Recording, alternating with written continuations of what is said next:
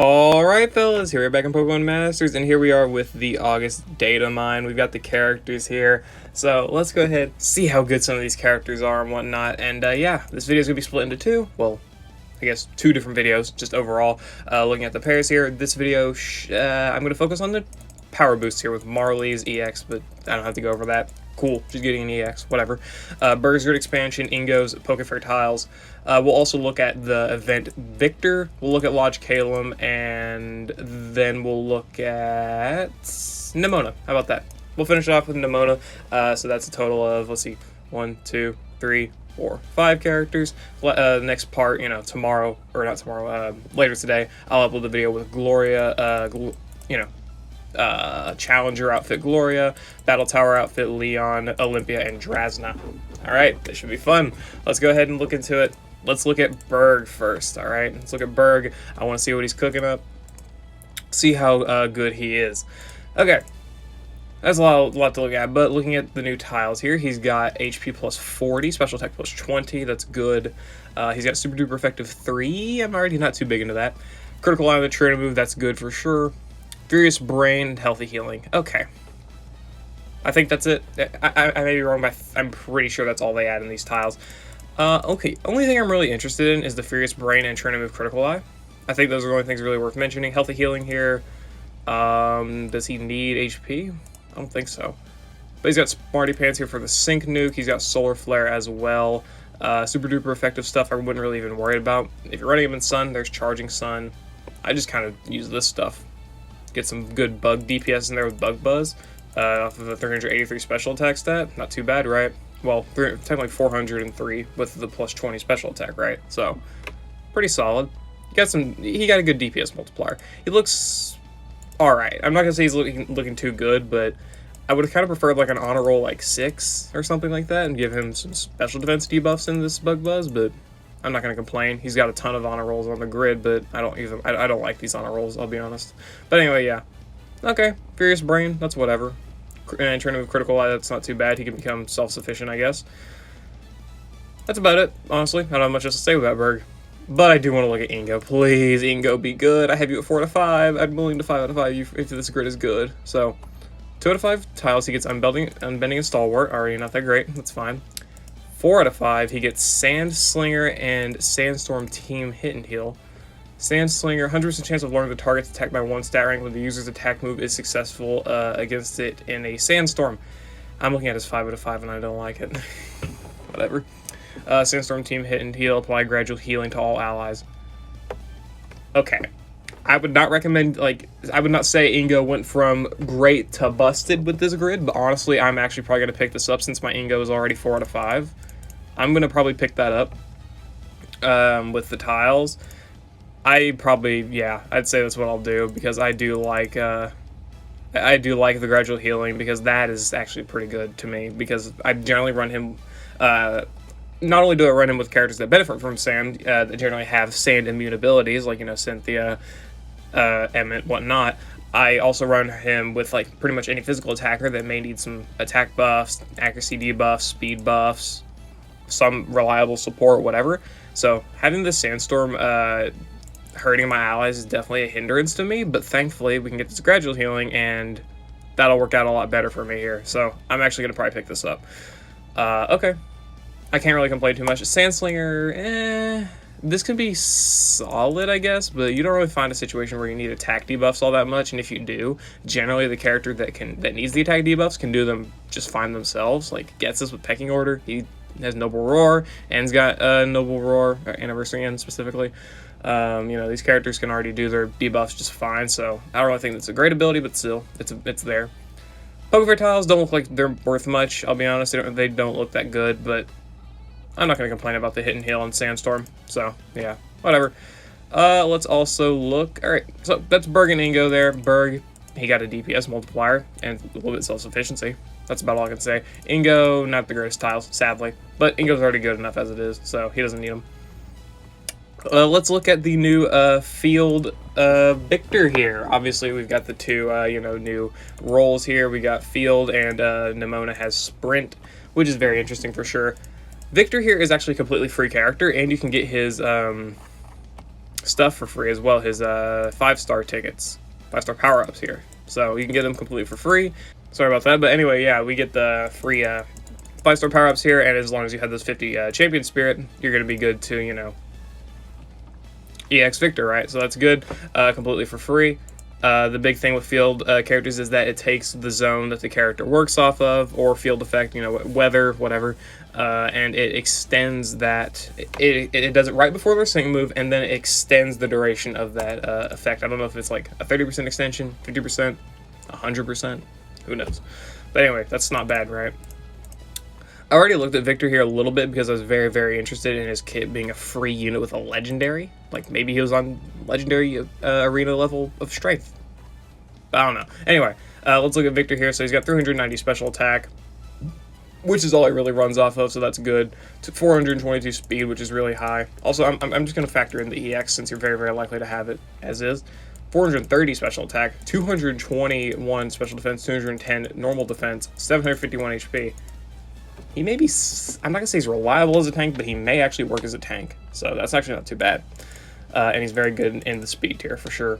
He's got Shadow Ball DPS, which is good off of the special attack stat. Mud Shot, Y. He's got Haze for negating enemy boost, which can be really good, you know, in certain situations. And he's got his trainer move here, which raises an ally's special attack by 2 and raises an ally's crit by 1. So you can use it on an ally or yourself. The field effect here honestly feels like kind of, I'm not gonna say it's like a glorified tech unit, but I'd say that's pretty similar to what I can say here. Like, he's got abilities that would, you know, be forthcoming of like a tech, you know, like, because like this is a support ability, these are damage moves, you've got max moves, you got the ability to set up Ghost Zone, kind of like a tech, right? But anyway, whatever. Yeah, spoiling a little bit of that, he does have debut Ghost Zone. The first ever zone we got was Ghost, and now we got it for free, which is really cool. Honestly, we did need another Ghost Zone unit, so this is really, really good here, right? So there we go. Haunted Acceleration 3 quickly charges the move gauge when the zone is Ghost, and Max Regen applies gradual healing to the user after using its max move. So he's got gauge efficiency, and he debuts Ghost Zone. Obviously, debuting Ghost Zone sucks, but due to him, you know, having the potential to, you know, he's going to be EX'd, right? So if you were to use his EX in place of like a support EX or something, then you would only get 1 sync buff like normal, but you would have that zone effect set back up and it would be extended, which can be valuable for sure. I do like how they kind of handled that a little bit. Kind of iffy, because I hate the idea of not getting 2 sync buffs, but still, if you don't have like Renegade Cynthia or something, this is definitely an amazing alternative for your ghost characters, right? And again, he has the max moves here. He's got Max Phantasm, which lowers enemy defense, Max Quake, which raises ally special defense, and Max Guard, which is not worth it, really, at all, because he's got Max Damage Guard in his grid.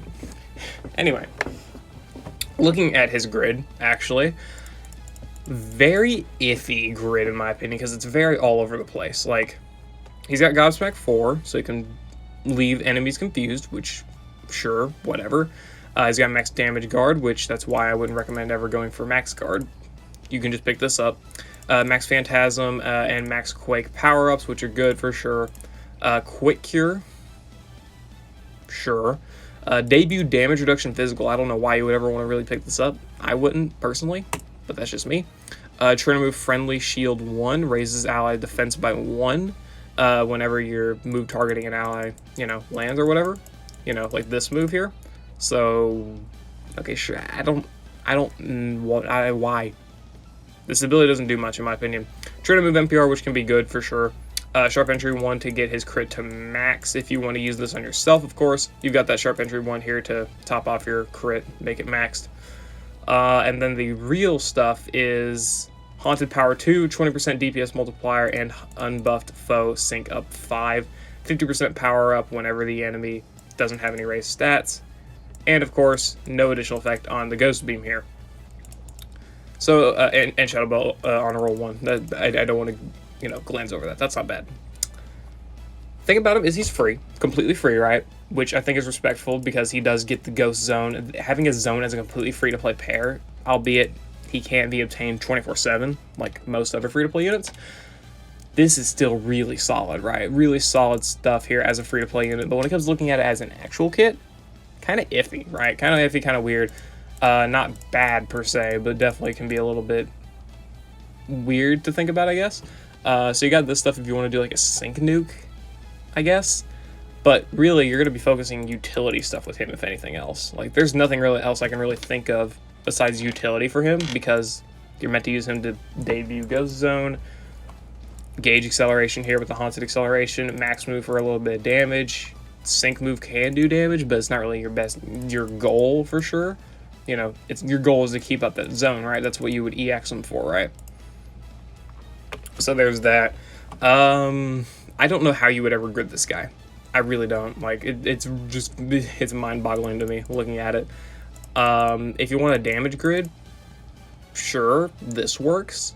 Maxing crit with Sharp Entry 1, there you go, you're done. But you could also just ignore your sync move damage, or your DPS, really. You could ignore that too, it doesn't really matter which one. Pick up something like this for your sync nuke. There you go. Or I could do them. Which one's more energy efficient? 25, 20. Okay, this one's more energy efficient. There's your 25 stuff. You can go ahead and pick up Max Phantasm if you want to get that big powerful move off. Sure, why not? Or you can focus on something else like Gobsmack, Max Damage Guard. Maybe you want to use them as in the support slot. I could definitely see a reason to do that.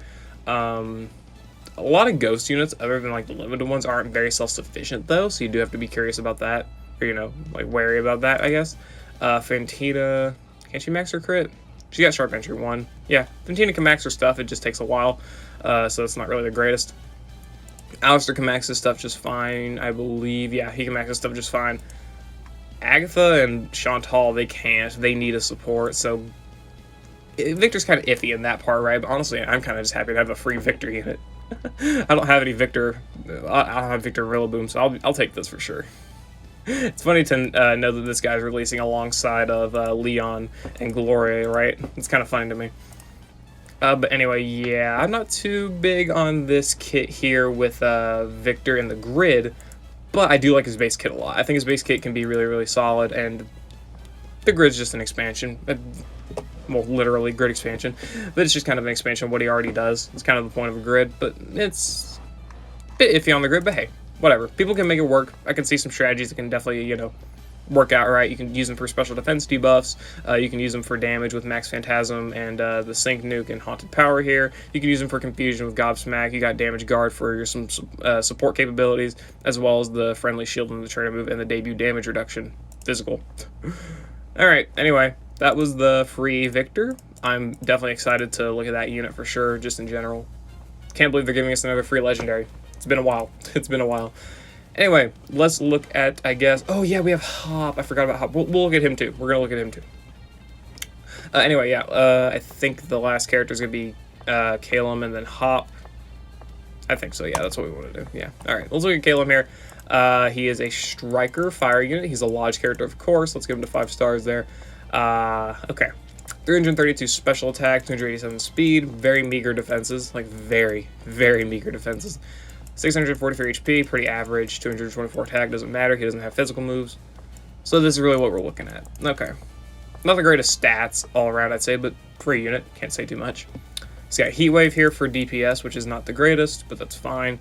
X special attack, Psybeam, they like giving him that. Battle Beside You, raises the user's accuracy by 1, raises his crit by 3. Oh wow, you're already better than variety units. And then applies the free move's next effect to the user, and it's a 1 use. Still, that's good. He actually maxes his crit. He's self-sufficient. That's crazy to me. Crazy that they actually did that. He's already better than every Lodge unit. Also, or not Lodge unit, Variety Scout unit. And he's free, because Calem is obtainable for free. So that's kind of impressive. Anyway, we got Super Duper Effective 5, so super effective damage dealer, pretty much. He's almost already locked into that for the most part. Super Interference 4, raises the chance of inflicting status conditions and status changes. Or whatever you call them, additional effects of moves like Confusion, Trap, and Flinch. So 50% chance of Confusion, and then 50% chance of Burn if single target, split if not, of course. And then he's got healthy super hit, applying super effective to the user if its HP is full when it enters battle. And then friendly rivalry fire beam, normal striker move. So it looks like he's going to be locked to super effective damage, which isn't that great, especially being a fire type, but hey, free unit, I'm not going to complain that much about it, even though we just got Logiera last month. Okay, that's cool. Anyway, let's look at his grid here. So, nothing there, nothing there. Charging Confusion, nah, who cares? This is iffy. Super Freebie 2 on Heat Wave. If you want free moves next, clearly he's got it. Nothing crazy. And then 3 out of 5, he's got all 4 sync nodes here. Burn Synergy 3 for 30% power buff whenever the enemy is burned. Scorching Sync 4 power up whenever the enemy is burned, as we stated. There you go. That's about it. He's got Super Interference 1, which can actually be solid for more burn chances. Battle Buff 3. Powers up the user's moves when the target is confused. Powers up the user's sync move when the target is confused. That's actually not bad. Okay, that's not bad. Natural Remedy, whatever. Ramp up on the Trainer move if you want more special attack buffs, but realistically, you don't need them. Catalyst. This can actually be solid.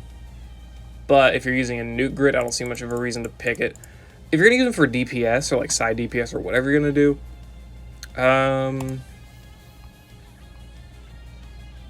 you're going to pick up a side DPS. You're not going to run this. Going to run that. Burn Synergy, of course, you're going to want to pick up. And then, if you're not going to sync with them, maybe Heatwave Super Freebie, Super Interference 1, and then you're pretty much done. Just pick up like Special Attack. But if you want to run a sync nuke, let's see here. I would love to pick up Catalyst if at all possible. Clearly not. That's fine though. You could potentially sacrifice some stuff. Maybe.